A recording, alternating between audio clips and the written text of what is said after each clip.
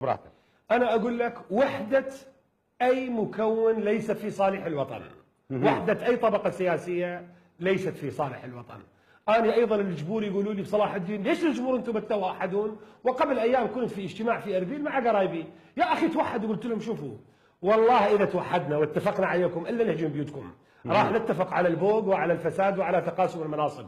خلونا متعادين حتى ناس تكشف فضائح الآخر. قانون الحياة هو اكو معارضه قويه، لا تخلونا نتفق. واحده من مآسي الطبقه السياسيه والحكومه في العراق بعد 2003 هي الكل مشترك في الحكومه، لو كان لدينا معارضه حقيقيه وطبقه حاكمه ما وصلت البلاد الى هذا الوصل، ولا انباقيتوا ولا تبهدلتوا ولا صار بكم اللي صار.